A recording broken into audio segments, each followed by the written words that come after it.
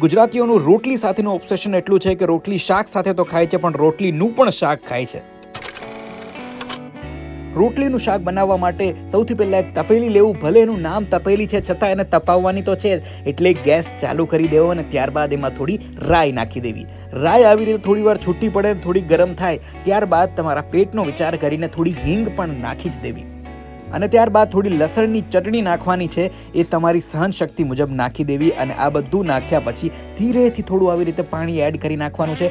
પાણી એડ કર્યા પછી થોડો ધુવાળો નીકળશે, પણ પાણી તમારે સલામતીથી સાવચેતીથી એડ કરવાનું છે. અને આટલું નાખ્યા પછી થોડું એને પ્રોપર મિક્સ કરવાનું છે. અને મિક્સ કર્યા બાદ થોડી છાશ પણ નાખી દેવાની છે.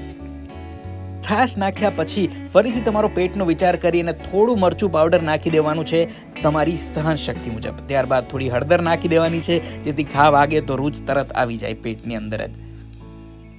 થોડું ધાણા જીરું અને નમક પણ એડ કરી દેવું, જેથી રોટલીના શાકને લાગે કે મસાલા એની અંદર પણ નાખ્યા છે.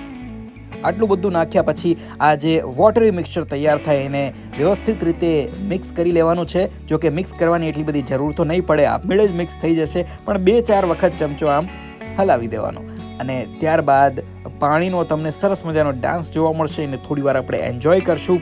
ત્યારબાદ ફરીથી આપણે રોટલી હવે નાખવાની છે. રોટલીના તમારે નાના નાના ટુકડા કરવાના છે. એટલા પણ નાના નહીં કે સાવ ભૂક્કો લાગવા માંડે, અને એટલા પણ મોટા નહીં કે એને એક કોડિયામાં ખાઈ ના શકાય.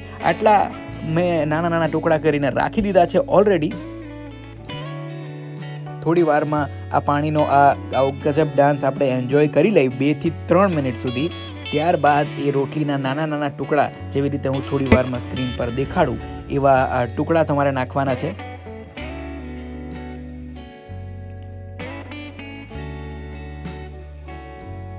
તો યસ, હવે ઓલમોસ્ટ આપણું જે આ વોટરી મિક્સચર છે તૈયાર થઈ ગયું છે. હવે ટાઈમ છે રોટલીના ટુકડા નાખવાનો. તો રોટલીના તમારે મીડિયમ સાઇઝના ટુકડા કરવાના છે. આ સાઇઝના, આના કરતાં બહુ મોટા ના હોવા જોઈએ, આના કરતાં બહુ નાના પણ ના હોવા જોઈએ. થોડો ઘણો સ્લાઇસ ફેરફાર ચાલશે. આ બધા જ જે રોટલીના ટુકડા છે એને આની અંદર નાખી દેવાના છે. મેં સ્લો મોશનમાં નાખ્યા છે, તમે નોર્મલ સ્પીડમાં પણ નાખી શકો છો.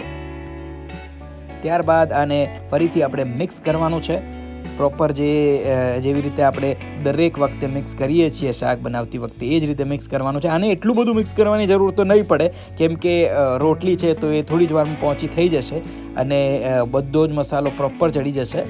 પણ તમારે તો પણ થોડો ચમચાથી થોડી વારે મિક્સ તો કરતું જ રહેવું પડશે. બહુ વધારે જો તમે મિક્સ કરશો તો સાવ ઢીલી લોંદા જેવી થઈ જશે. એવી પણ જો તમને ના ભાવતી હોય તો એટલું બધું મિક્સ કરવાનું અવોઇડ કરજો, બાકી તમારી મરજી. ત્યારબાદ ગાર્નિશિંગ અને કલર કોમ્બિનેશન માટે પરફેક્ટ ધાણાભાજી પણ નાખી દેવી. રેડી છે રોટલીનું શાક. લાઇક, શેર, સબસ્ક્રાઇબ, તમને કેવું જ નહીં પડે.